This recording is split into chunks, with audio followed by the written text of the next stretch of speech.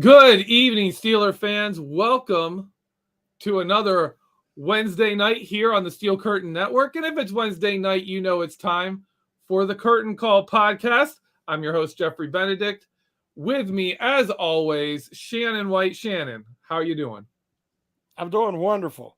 Just excited about all the news happening today and what we know what's coming next week. So I'm ready to talk about it. With us here to talk about Allen Robinson, potential trades with the Steelers, former trades with the Steelers, maybe from, I hope I get this right, from Bear Down Network. The podcast is called The Bear Claw Podcast. He's also the host of Bleav in Bears. Obviously doing a lot of work here, sir. Joey Christopoulos, how are you doing today, sir? I'm just happy to be back with you, Geoffrey, with you, Shannon. It's good to see you guys, and excited to talk about Allen Robinson one more time. I'm getting before we can say goodbye to him. And let me just really quickly just say to the people that are tuning in and listening to this podcast or watching live right now, I'm just so excited. And let me tell you right now, the curtain call behind the steel curtain, for those of you that have been loyal the last couple of years, the best is yet to come. We are so excited. I'm a part of the FFSN network now, doing the podcast with you guys. We're teammates officially. This is going to be bigger, better than it ever was. Your content's already excellent. Get ready, everybody. So thank you for sticking around. Thank you for coming back. We'll see you in the future. Happy to be with you guys. All right. Thanks for the plug too, man. You fantastic there. That was beautiful. I'll lay down a bunt. Baby. Speaking of teammates, though, the Steelers, I was just saying before we started here, the Steelers now have multiple players from those good Bear runs in like the late teens there. We got Anthony Miller at wide receiver. We got Allen Robinson now officially cleared his physical. The trade is official. Allen Robinson is a Steeler. And, of course, quarterback Mitch Trubisky. Should Steeler fans be excited about the 2018 Bears reunion going on the Steelers? I've got some good. I've got some bad for you. So let's start with the good, right? Let's start with the good. Yeah. The Rams are eating a lot of that money, right? The Steelers are paying, I think, $5 million for a wide receiver that only is 2 or 3 years removed from a 1,000-yard season. So Allen Robinson, this guy can run every route in the route tree. When he's healthy, when he's going to be a guy that for Kenny Pickett, I think this is a huge boon. We'll get to Mitch Trubisky, right? Because if Mitch Trubisky has to play a little bit, all of a sudden he has the safety valve of his career. Yep. All of a sudden possibly catching passes for him. But guys, I just pulled this up here right now and just to give some context a little bit of what I mean when I talk about Allen Robinson and why I loved him as a Chicago Bear.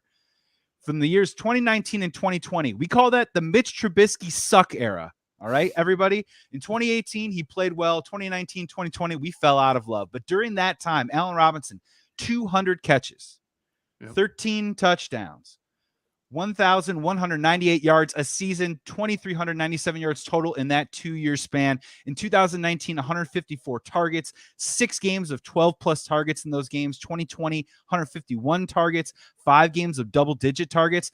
Now, we'll get into a little bit about the yards per target as we move along. But this guy, when he's healthy, when he's motivated, this is going to be a big word that we'll talk about here. Motivated Allen Robinson. He's going to be a guy that can do a little bit of everything.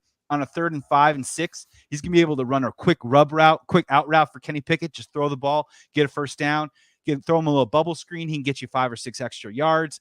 He's going to be a threat in the red zone. He's very crafty. And what's great about a young quarterback, we talk about this with Justin Fields all the time, is Allen Robinson, when healthy, when motivated, can be one of those first look, first read guys. And he's going to get open. He's going to catch the football for a young quarterback like Kenny Pickett. We'll get into it a little bit more, but I don't think, look, this cannot slow down George Pickens, right? We need to continue to accelerate and ascend the value of George Pickens in your offense. And this should not change anything for Deontay Johnson, but give it to General Manager Omar Khan. It's been a busier offseason for you guys, right? I'm dying to hear a little bit. He's making some moves, and we'll see what happens. If they go offensive tackle in this draft, he's making a clear message that he's trying to get as many weapons around Kenny Pickett as possible, and that should be a good thing for Steelers fans. Yeah, Joey, when I first heard about this trade, I went on our Slack channel, and I'm like, why? I mean, he's 2 years past his expiration date. I mean, he was terrible with the Rams. But again, fit is everything. And he was never a good fit in that offense. He never developed any kind of rapport with any of the multiple quarterbacks that he worked with. You got a guy like Cooper Kupp and just eating up so many targets. And Robertson had been used to being that guy, and then he goes to being an afterthought. Now, everybody, the Steeler fan base has been screaming for a veteran receiver forever, for the last 5 years. They need some maturity in that locker room. They need somebody that they have to have a resume. Mm-hmm. The 1,000-yard receivers, the all those touchdown catches that you mentioned, that will bring respect from the younger guys because they know Robertson's been a Pro Bowl player, and when he speaks, people are going to listen. So I think at first I was so upset. Then you find out that the Rams are paying over $10 million of the $15 guaranteed. So the Steelers are on the hook for $5 million. Yeah. And you're getting a guy who's big enough to play in the slot, tough enough, can block, which they're going to have to do because the Steelers are going to be really run heavy. I do like that. I wasn't expecting them to get somebody of his caliber and pay $5 million for it. But I do see, it makes sense. Because, again, like I said, whoever was going to come in to be that veteran presence has to have the resume to have that instant respect. And we've already heard what Trubisky had said about him, about what a leader he was and an example for that young receiving corps in Chicago. What about his game? We know he's not the same as he was back then. But what about his game is you think is going to be the biggest benefit to Kenny Pickett? I think you're highlighting something really big with George Pickens too, as well, of having a veteran wide receiver with the same physical build with the route tree that I think George Pickens wants to eventually run in his career. I think Allen Robinson can be a great steward for that. Let's just start there with that. In terms of as a wide receiver, what I love about him and, from 2018, look, in 2018, he was hurt for half that year. He came back in the second half, played really well into the playoffs, had a big catch against the Eagles. Honestly, the catch with him and Mitch connecting led to the Cody Parkey field goal that we won't utter and move any further with at this particular time. But he came up in those big moments, right? So what he does is off the ball. I mean, he's a tactician when it comes to route running.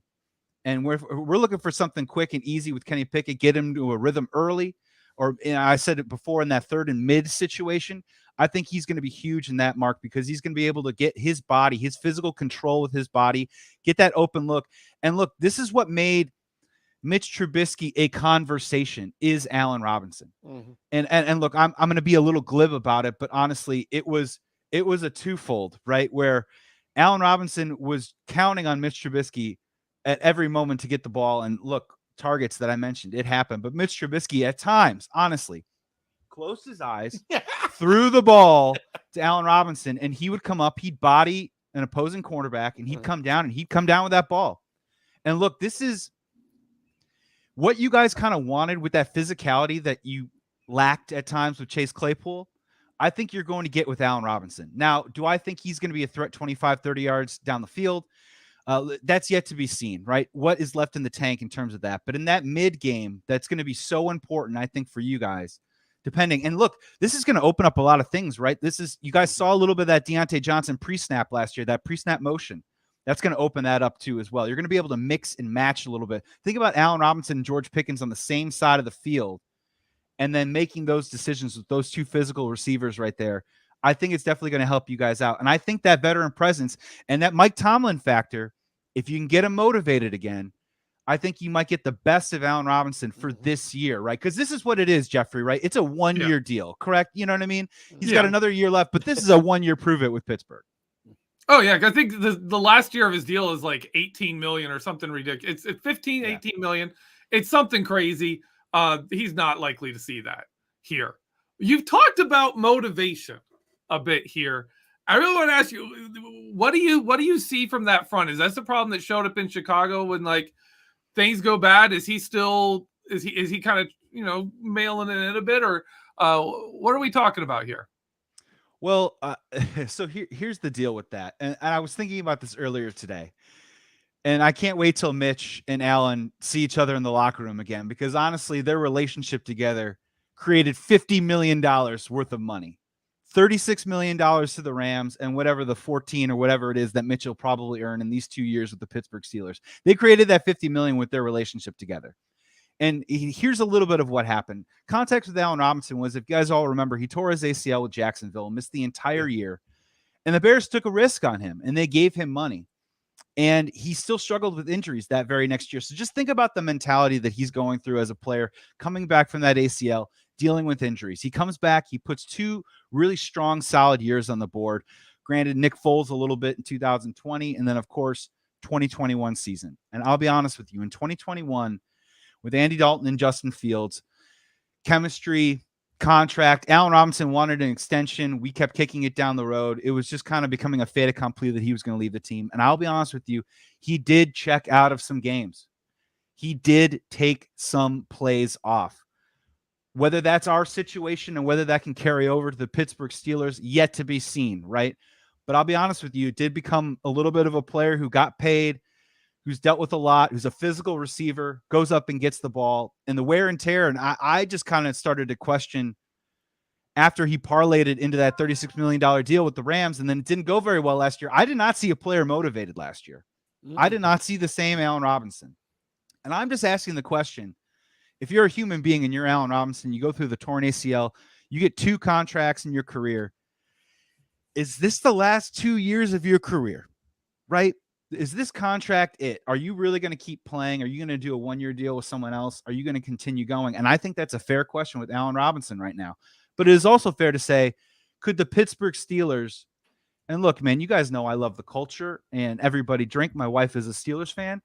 But I do think for this year specifically, you could get the version of Allen Robinson that we've come to know and love. But there are questions about his motivation and whether is he involved enough? Does he take plays off? And will he be that willing blocker? Will he do all the stuff that made him who he is and the money that he's made? I think that's a really interesting question, because I thought he would be a great fit on the Rams. I really did. And I understand Stafford got hurt, and then you have chemistry issues with backup quarterbacks and whether they prioritize and try and feature you in an offense. But it's a question worth asking. And honestly, if you're a Steelers fan right now, all I would say is that, look, he is your 3rd or 4th option in the passing game at best. I would put Pat Freiermuth ahead of Allen Robinson right now. He is a luxury veteran piece that's going to be great in the red zone, great on 3rd down. But if you're thinking that he's going to eclipse Pickens and Deontay Johnson and Pat Freiermuth, I just don't think you're thinking about it the right way at this stage of his career. I think one benefit of coming to Pittsburgh is the Steeler fan base is very different from the LA fan base. As we know, just from our podcast and local radio and media, very passionate. Steeler fans, well, Deontay Johnson, he doesn't need to go on social media. He goes, he ain't going to like a lot of what he's reading. We've seen Robertson, as you mentioned, even going back to Chicago, but especially last 2 years, when he wasn't involved, especially early, he did kind of check out, like conserve energy, have speed, as we've seen a lot of veteran receivers do. When he was involved early, the effort level was different, and you could see it, especially if he had a few catches early in the game. Hopefully the Steelers will realize that, see that, and make, Canada or whoever can work him into this offense and keep him invested early, and he can feed off of the crowd. Because, again, it's all he has to do is hear Renegade one time, and I think he'll be okay as far as motivation goes. But when you're way more familiar with Robertson's game than I am, he's got really good size. So he's really good in the red zone. We've seen him climb the ladder and bring these passes down.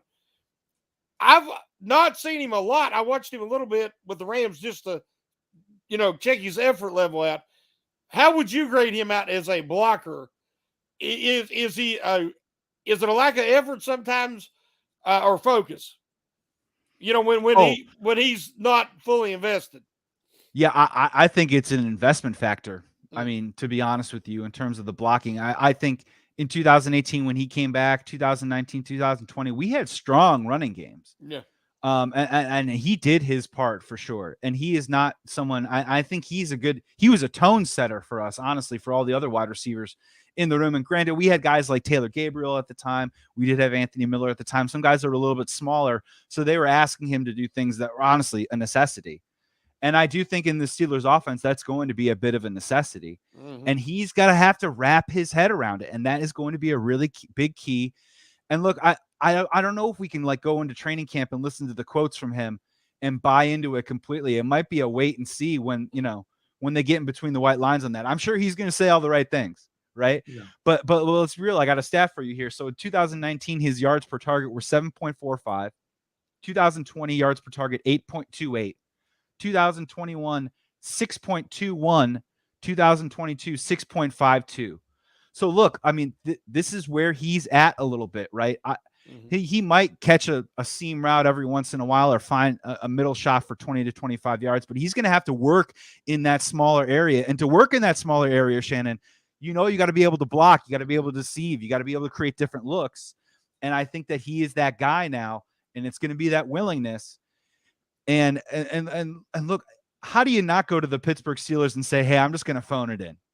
Right. I'm sorry. Like, I just don't see that as a scenario. I see that as at the very least a culture where if you are an Anthony Miller, you're dying to stay in the league and you're going to do whatever is necessary. And if you're Allen Robinson, I think you've got a real opportunity to have another day in the sun, have a really strong season, and really versatilize this Pittsburgh Steelers offense. And it looks like Omar Khan is trying to do that. And it's yet to be seen. But if he's healthy, that's going to be a question to ask moving forward. Hey, Joey, don't you think that it could be a little ego thing? I mean, this is a proud man who's an accomplished player who they basically give away. They're basically saying, if you'll take $5 million of his salary, you can have him.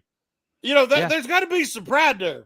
There is, and here's the interesting factor from the Bears side is that when we signed him in 2018, again, coming off that ACL, I'm pretty sure we topped the market. We were the team that honestly, the desperate team that said, hey, we're going to pay the couple extra million, give you the couple extra guaranteed, A, because we kind of need it. But B, for him, he saw that as a loyalty factor and as this is what I'm worth. And I'm telling you, those last couple of years in Chicago, that guy wanted to be paid $20 million a year plus. He wanted DeAndre Hopkins money. And there was a lot of talk in Chicago radio and obviously on our podcast of, is he worth that? And a lot of people said, yeah, probably not. And then you see Christian Kirk get $20 million a year. And what does that do to Allen Robinson's ego? Right? And then he walks, and let's be real, like he did get $36 million from the Rams, a comparable contract, probably happy about it. But it didn't go the way that he wanted to at all. And that's another hit, right? Now it's on the field. Now on the field, you're taking the bullets. So Shannon, you're bringing up a really good point of, I think he's got it in him. I mean, he's a good teammate. He's a really good person. I'm not trying to say that he is some sort of egomaniac who takes plays off because screw everybody else. I'm just curious because it's out there. It was something that definitely happened. And then you saw it again with the Rams last year where honestly, they didn't really target him. He got kind of phased out of the offense and lost interest. And it is going to be interesting to see, can he take on a new role at this point in his career? Because again, Kenny Pickett's got to see 5 to 8 targets a game, right? You're not winning football games unless you're trying to get the ball to Deontay Johnson 5 or 6 times a game. Then where does that go there? How many passes a game is Kenny Pickett going to average next year? Is it going to be over 25? Because if it's over 25, sure. But if it's in the 20 to 25, a lot of mouths to feed. And I love Freiermuth. So, and that's the question. Can I ask you guys real quick? Geoffrey, I want to get your take on something real quick. Does this take you guys out of the annual ball of drafting the next great wide receiver in a draft? Does this mean you guys don't shock the world and you take someone amazing like you do every single year and infuriate me like every single year? No, this is going to be like the 4th round, 6th round kind of picks that infuriate everyone. We're going to go back to drafting Martavis Bryant and Antonio Brown this year. There you go. There you go. Actually, one last question on Allen Robinson. Well, I wanted to answer that too. Okay, go ahead. I wanted to answer that. Hey, Jonathan Mingo, Bryce Ford Wheaton, 4th round range. They're still on the table. Because as we said, Robinson probably a year. he's kind of a year rental, but he would be that mentor and everything. But there's a couple of guys or 3 guys there in the middle rounds, like Geoffrey said. I agree. You guys do it every year. It's obnoxious. Yeah. It's obnoxious. You find guys every year. The Bears trees, are just like, you walk out. Can we get one wide receiver? We have a tiny little bush, and you guys have a tree of wide receivers. So let's pluck some. It's unbelievable. Unbelievable. I watched a lot of Allen Robinson last 2 seasons film, getting just as soon as they signed him, just went crazy. And one thing he reminded me of a lot, even like between his good and after his injuries, was Juju Smith-Schuster. The way he runs routes, his danger across the middle, the way he finds gaps in zones, the way he finds soft spots, the way he high points the ball, the way he will beat a single coverage, the way he uses his body to protect the catch, all remind me of Juju Smith-Schuster. And then you watch him after his injuries, and you see that big production drop-off like we saw with Juju Smith-Schuster after the injuries in 2019. Do you think that's a comparable thing, and that maybe we're looking at Allen Robinson trying to get back to what we saw from Juju Smith-Schuster last year in Kansas City? Obviously, Steelers aren't going to be throwing the ball quite like Kansas City. Kenny Pickett isn't yet Patrick Mahomes. But are we looking at that kind of a scenario where maybe this guy can revive his career, but under the auspices of being a smart player, being a veteran player who understands how to work soft spots in zone, how to get the most and shield the ball and do little things to get some yards? Is this the kind of scenario we're talking about here? Do you think that's fair?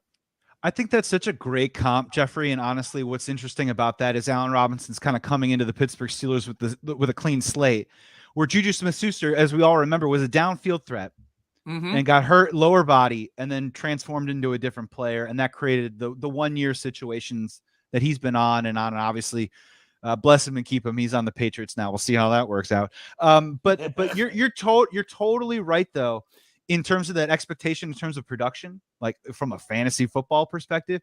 And man, you are so right. Finding those soft spots and zones, creating space, and just finding a way to stop around and sit down in a spot where Kenny can go to the football really quickly, catch the football, put your ass into it, get a couple yards, and move the chains. I also think the bubble screen game, too, that you guys would deploy with Juju at times is also going to be a great one for Allen Robinson, too, as well, where he is just really good at making a couple of sweet deft moves and using a little physicality to pick up a couple extra yards here and there. So I like that a lot. Like, we're doing first blush on this right now, but if I had to say, what does a successful season for Allen Robinson look like this year? I would say anywhere between 600 to 700 yards, but more importantly, I think anything over that 5 to 6 touchdown point. Now that's when I think you're really utilizing him in the way that's going to be really effective for Kenny Pickett and the Steelers offense in general. And I do like the idea of, maybe you're on, the 2-yard line, first down, you run it. Maybe you get stiffened up. Have we seen that before yet as a Steelers offense? But maybe on second down, do a quick little play action and then find him in the corner, quick little out route. Let him physically win in those soft spaces, those small spaces. And I think that's where you can utilize Allen Robinson. And again, if he's finding the end zone and catching footballs in the end zone for you guys, that's gonna invigorate him, right? And that leads a little bit more to that motivation that we're talking about. I don't think he needs to be an 8 catch for 89-yard guy, but if he's giving you 4 for 56 and a touchdown, I think that's win-win for both the player and the team. All right. I definitely agree.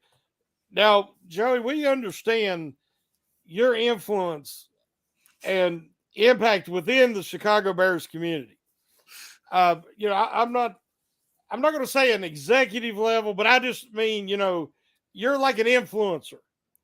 So if we were going to talk about, my article today was about Peter King suggested that the Steelers had been talking about rumors, maybe trading up to the 9th spot with the Bears, and that we had talked about different players that could be. Well, Peter King threw a name out there that I'd already took off the Steelers draft board, and Jalen Carter, who talent-wise is probably the number 1 player in this draft class. And I thought, I'd already taken him off the board. I think that's crazy. But when Peter King talks, I listen. because he's had a great relationship with the Steelers front office for years.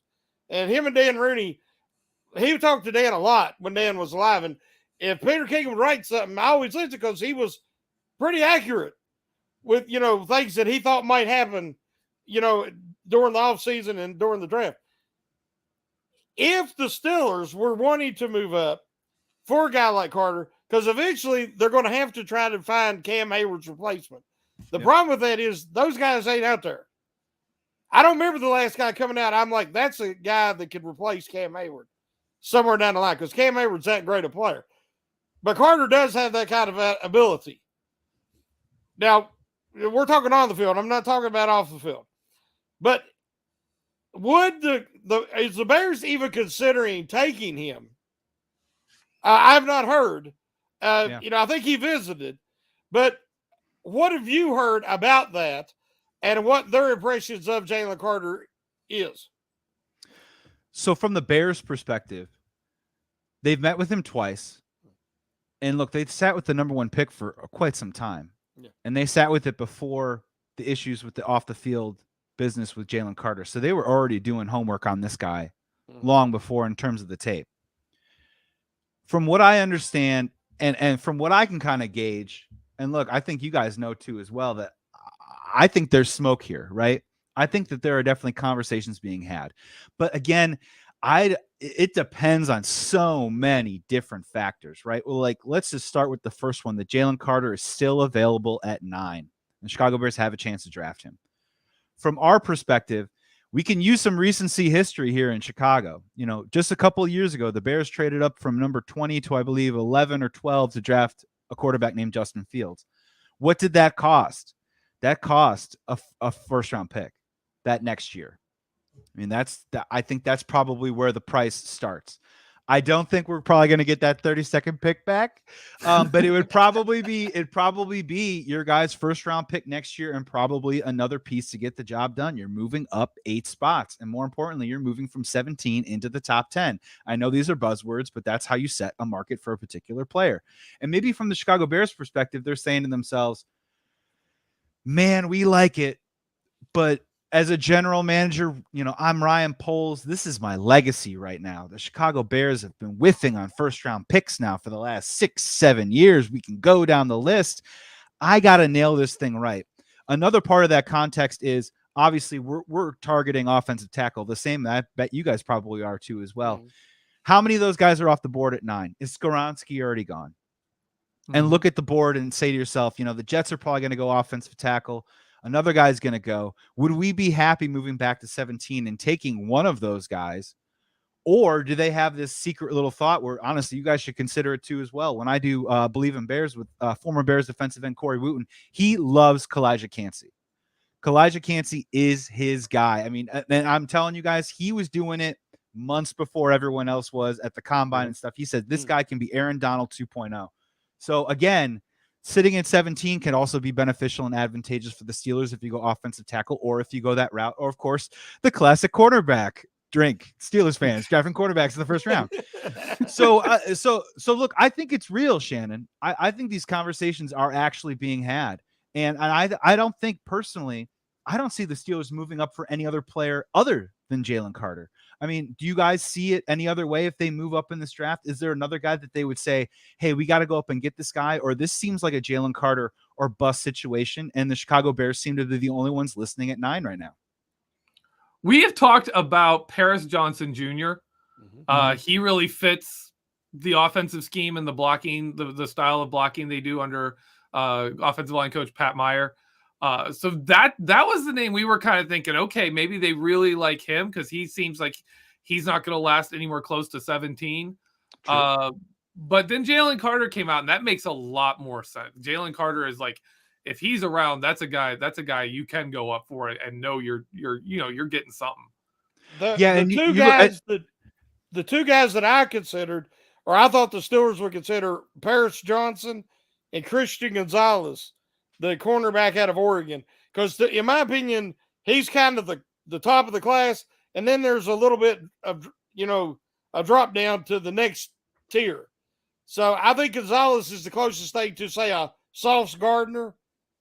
as far as, a sure thing. I mean, he might not be at that level because Gardner's special, but I think he's as close to can't miss as you're going to get out of this class. The only thing that's tough about that is, man, do the Steelers really trade up 8 spots for the cornerback? That's the big one. That's the big one that you just have to think about and consider. And again, as you see how the board plays out, I could see you guys moving up 2 or 3 spots, because what does that cost you? That costs you the 120th pick and maybe this year's draft and stuff. Moving up a couple spots isn't as punitive as moving up 8. So for 8, I would just have to think this is for the guy, Jalen Carter. And then you guys all look at the draft grades afterwards, and the Steelers get an A for moving up and all that other kinds of stuff. So, and again, if the Chicago Bears take Jalen Carter, I'm on board with it.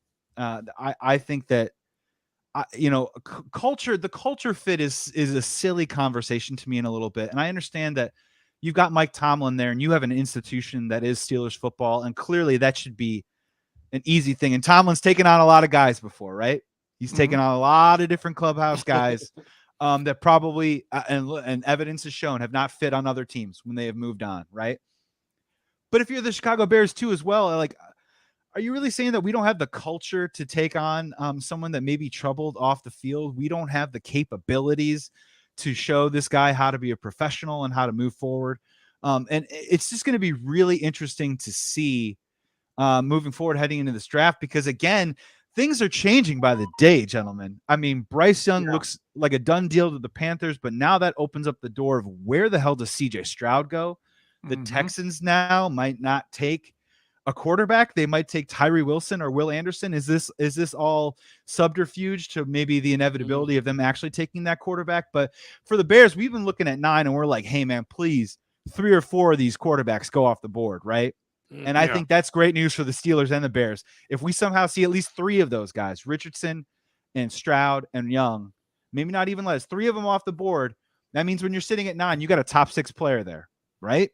And that's good for the Steelers. That's good for the Bears. I'll keep that conversation going. But hey, guys, let's keep dancing, right? I told you before. Let's keep dancing. Allen Robinson to the Steelers. Mitch Trubisky to the Steelers. Let's trade picks. Let's keep going. I love it. I want to make this comment though, and then we got a super chat we got to get to. But if the Steelers did trade up to 9th and draft a defensive player, it would be, if you think of all the Hall of Fame, all the great defenders the Steelers had, it would be the 2nd highest drafted defender in franchise history. Oh my God. Because Devin Bush was tied with Rod Woodson being picked 10th. And the only players higher than that is being Joe Green. And that was a trade up, right? You traded up for Devin Bush, we traded up for that. So if we traded up to 9th and took a defender, that'd be even higher. 2nd highest drafted defender in franchise history. Only to Mean Joe. So if you're taking a defensive lineman, that's setting some pretty big expectations right there in Steeler Nation. Wouldn't you guys just be happy also staying at 17 and taking the offensive tackle that's on the board? And honestly, then you're saying to yourself, Allen Robinson and the offensive tackle, add in, you got the combo of Harris and Warren. It's all just setting. I mean, the defense isn't your problem, right? TJ Watt staying healthy is your problem. Like that's the world of the difference there. And then elevate the offense to a mid-level unit, and now all of a sudden you're winning 10 games again. I don't know.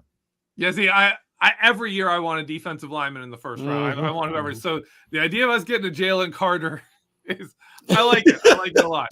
I like putting a young stud next to Cameron Hayward and just seeing what they can do here. We got to get to this. We got to get to this super chat here. Steelers Nation Australia gives us $5 Australian and says, on behalf of Steelers Nation, we say thank you for taking Chase Claypool. This season will be dedicated to the top 3 wide receiver, #Mapletron. You guys don't want any done eating pancakes? No more pancakes? You got all this Mapletron here. You guys are good? Why are you walking away? Where are you going?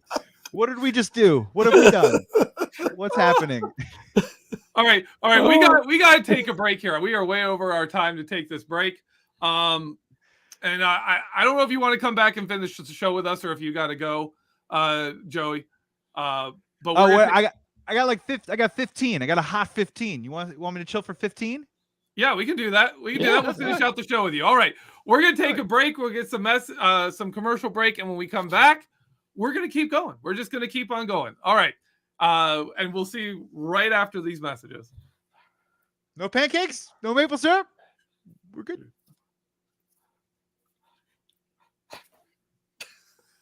And we're back. We're still here with Joey Christopoulos. Did I say your name right there? You nailed it. I nailed it. Yes. I've been trying. I'm getting better. But we just brought up Chase Claypool. So I want to ask you how I can understand. I lived in Chicago for 2 years, right? And I got enough sports knowledge in Chicago to understand that there are basically two classes of athletes in Chicago. There's your Michael Jordan, there's your Walter Payton, there's those guys, and then there's garbage.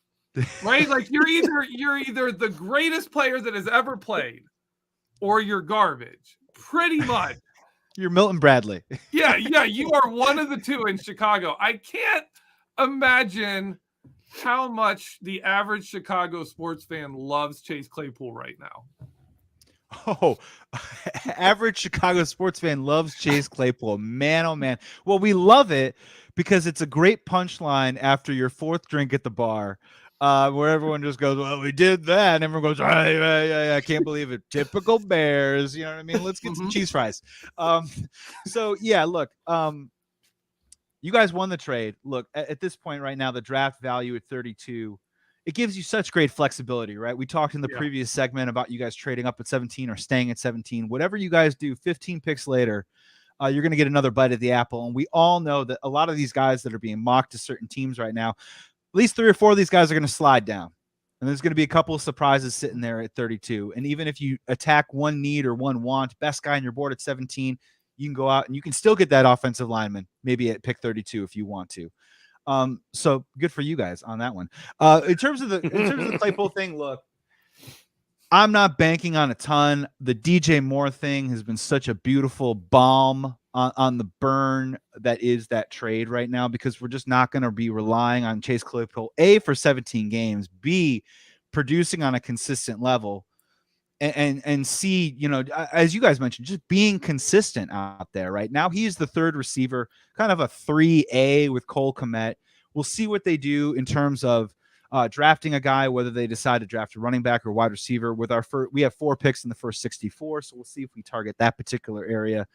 And you've already kind of seen a little bit. We've re-signed Dante Pettis and Equanimeous St. Brown. Not fun for Steelers fans, but these are guys that just play roles on the team that we don't have to worry about.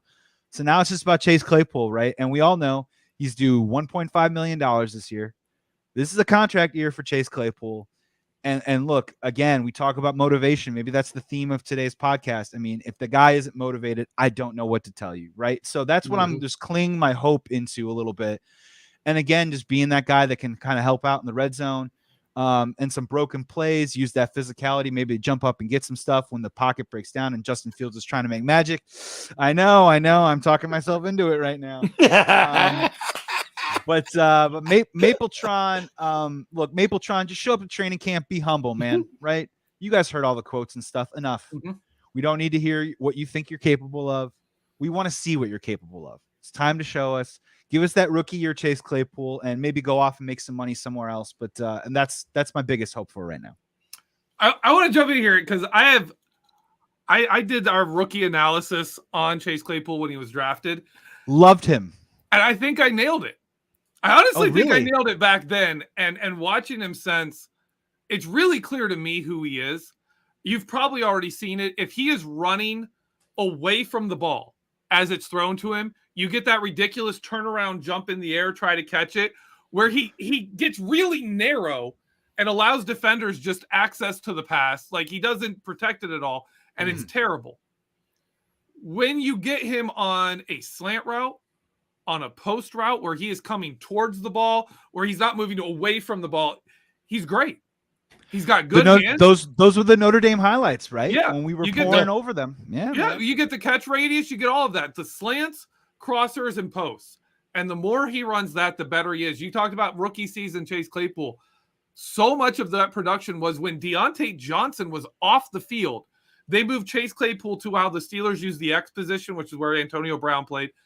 And they would run little things like one of his best routes was just running a post with Eric Ebron running an out. And Claypool was just deadly on those. That's where like most of his touchdowns, a lot of his yards came from those kind of passes. The problem with Claypool, this is where I get with Chase Claypool. The problem is he needs to be that X receiver to really be his best player, but he's not a number one receiver, and the X is where you play your number one receiver. So no one's going to play him there, but then you play him at the Z and you're asking him to do all these deep routes and downfield, and that's not him. He can't do that. So he ends up like the Steelers did in the slot. Yeah, Shannon, I want to hear your take on this because when he came out of college, what I saw from him was you just kind of sort of thought that his body was going to fill out a little bit more. And I thought he was a new age tight end. Honestly, a guy that wasn't really gonna block on the line, but he was going to be that threat on the seam and stuff and kind of be that hybrid tight end wide receiver. And he hasn't really been used like that. Shannon, like, are you with Geoffrey on everything with Claypool? Yeah, I love that description, the new age tight end, because he had the size of a small tight end and the speed of a wide receiver, straight line speed, but he doesn't use it to, efficiently. And that you like, not only does he get narrow and small, he's not a basketball rebounder. He don't know how to block out, and he gets small and he catches the ball low, but he also leans backwards. I always said he was a leap and leaner. He'd leap and leap back, and he would make himself that much smaller. So, yeah, I think that's a perfect description. And Jimmy said it coming out, and you was hoping that they could coach him up. I don't know what that says about Richard Mann or whoever the wide receiver coach working with him was, but he never progressed. And, and he didn't in Chicago either. So, to me, more than the coaching, it looks like it's on the player. Oh, completely. 100%. 100%. And to be fair, on the Chicago Bears side, he didn't play a lot of snaps. They only gave him about 4 or 5 different little things to run. One of them was definitely like a bubble screen. The other one was just like, hey, make a move, head to the sideline. We're going to toss it up, see if you can make a move and catch a ball on the sideline. Halftime he did, halftime he didn't.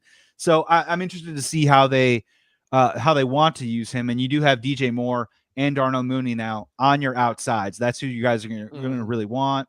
See how they interchange them a little bit. For the Bears, though, again, back to your original point, dude, like we're so barren at talent, especially at the wide receiver position. And we have been for such a long time. I mean, God, the golden era of Brandon Marshall and Alshon Jeffrey. I mean, God, I'm getting the vapors just thinking about it. Right. But no, I mean, anything is better than nothing at this point. So we're willing to roll the dice. And I don't think we're too overly invested at this point of what we're going to get from Claypool this year. Yeah, our live chat is having a great conversation about Chase Claypool right now. Steelers Nation Australia comes back with another $5. Thank you so much for giving your $5. Marky D, baby. I'd have a better chance catching a football with no arms and my eyes closed than Claypool catching a football. But wait, if you have no arms, how do you do gesticulating first down motions while the clock is still running and you're trying to score down the field? How do you do that then? Isn't that part of the game? Hey Joey, God. You are not the vapors guy. You're like classic Saturday Night Live, the Bears. Oh yeah, baby. Eating a big chicken wing and then that whole thing. That I can see you doing that. Fans. I can see you doing that. That'd be awesome. One touchdown from Claypool is a baker's dozen to me, Bob. I'll tell you that. It's enough with this weight in gold, my friend. He just needs Coach Ditka. That's all. Get him Coach Ditka. He'd be fine. Yeah, just one speech from Ditka. My God. Oh man. But to tell you where Steeler fandom lives with Chase Claypool, Kenny Pickett, got Nathan. I'm not going to try your last name, but Nathan brings up 6'5" versus 5'8" jump ball equals Kenny Pickett's interception on his first NFL pass. Yup. Bum. When you lose a jump ball and you're 6'5" to a 5'8" defensive back, that's pretty bad. But that's really the story on Chase Claypool is you've got this size and you've got this speed. And then you watch him on film and he doesn't use either of them. Where's the nuance? There's no nuance in this game, right? And that's such a shame. if you don't want, if you just take his size and you remove it from the equation and say, you know what, pretend he's not that fast and pretend he's not that big. How are we going to use this guy?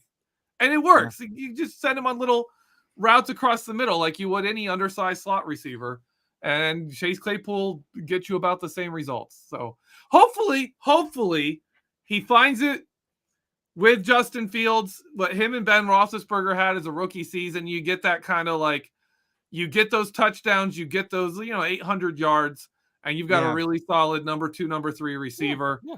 Hopefully the Steelers with Allen Robinson, find the 300 and 400 yards. We somehow double that and we get similar results from both of these players. Who knows?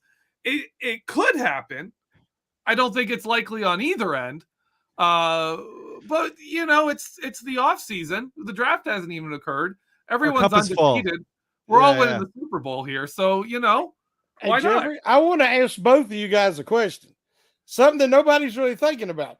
When the Steelers traded up for Bush, they had an extra pick in the 2nd or 3rd round. I can't remember when it was. Mm-hmm. This year, if they do trade up to, say, number 9, they have the 32nd pick. So if they do that draft night, because that pick would have to happen, after they see who goes number 8.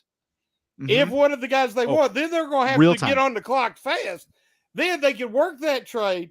Then at the end of the day, they'd have all night to listen to offers at 32, and they could recoup, a couple, maybe even 3 picks, a couple on day 2, maybe even one on day 3, which they hardly have any. So if there's ever a year for the Steelers to move up, I think this could be it. What do you think? Geoffrey, go first. Shannon, I love it. That 32nd pick, I just love it in general, just because there's always somebody. There's always 3 or 4 players that you're surprised made it out of the first round. And then you let all those GMs, you give them 24 hours to figure out, what are we willing to trade for this? And like you said, the Steelers, man, 3rd, 4th round picks, even 5th round picks, we don't have them. And the Steelers don't like that. We don't like going 2-3 rounds without a pick. So I could definitely see it. I could definitely see the Steelers trade back there. And that's when they trade up, is when they have an extra pick. So that Chase Claypool could lead to a trade up. How would you feel, Joey, about recouping, getting the 49th pick and helping the Steelers out here, getting Jalen Carter? So that was a part of the other piece that I was going to mention, is you guys are sitting there at 49. And it's probably going to depend on 2 factors, right? I mean, we would definitely love to listen at 49 if that would be a part of a move up 8 spots, 49. But other stuff, though, that'd have to be fairly substantial on top of that. Maybe if you do 49, you're probably not getting the next year first. So maybe it's the 49, maybe next year's 2nd or 3rd. Maybe you talk something along those lines. But I will say about that 32 pick, man, if Hendon Hooker doesn't make it through 9-1, I mean, right now, all of a sudden, over the last week and a half, a lot of Hendon Hooker talk. Could Hendon Hooker go before Will Levis? It's happening right now, and that's good for Steelers Nation, right? Because if he gets through night 1, and that's the beautiful thing, is any of those players, right? The Texans are going to be picking off that board that right after that. There's still going to be guys looking at quarterback thinking that they're so coy and sly for just kind of waiting and waiting and waiting. And that's where, again, you guys could possibly pounce and move up. So it's just going to be so interesting to see, like, again, it's so funny too, as well, right? Like when you just, not to get off on too much of a tangent, but the fact that Kenny Pickett lasted as long as he did last year. I mean, honestly, and his comparative was Malik Willis. And let's be honest, they're already looking around, right? I mean, we talk Titans moving up to 9 just as much as we talk Steelers at 17, right? About them possibly going up if there's still a guy on the board there. So you just kind of look back, and now you can say, man, 32 is a little bit of some house money. We can do whatever we want with it. You can cash it in if you want to. You can use it. But again, you have that 49 right there. So maybe that helps you out moving up from 17, or maybe that helps you move down if you want to recoup a little bit of that value somewhere later on. So a lot to play with, and really interesting, right? Kevin Colbert, a pillar, right? A pillar in the organization for so many years. I mean, I know Omar Khan interviewed for the Bears job a couple years ago. And this is his first bite at the apple. And it already looks like he's interested in being creative. He's a money guy, right? So he's crunching those numbers a little bit. And a lot of that goes into draft value. So it's going to be really interesting to see what he does. And I think an aggressive Steelers offseason is fun. I think it's really fun. I'm tired of the ho hum, right? Like, I think this is pretty cool. Oh yeah. All right. Well, we're hitting the end of our show. So Joey, let everyone know where they can hear you, where they can read anything you write, wherever you are. Let them know. Gentlemen, such a pleasure. Great to see you guys. Always rooting for you. And now we can call each other teammates, which is super cool. The easiest way, honestly, to find all the content is probably just following me on socials at Joey Sports Guy. I know, boring, generic, but it's easy to find. That's why I did it. So at Joey Sports Guy. And again, about 35 minutes ago, we just dropped episode 2 of the Bear Claw podcast. We're talking previewing the NFL draft, why this draft needs to be a legacy marker for Ryan Poles already. And we talk a little bit also about how, I don't know, this might also be the Justin Fields year where he needs to start building his legacy, or I don't know. We have that conversation another time. So we just dropped that episode. Follow us, right, at the FFSN network. Great stuff coming out. And thank you so much for having me on, guys. And I can't wait to do it again. All right. Thank you so much for being on. And for everyone in the live chat, thank you so much. We've enjoyed your comments and interacting with you. Thank you to everyone listening to this on the podcast platform networks. And as always, everybody have a great week. And let's go Steelers.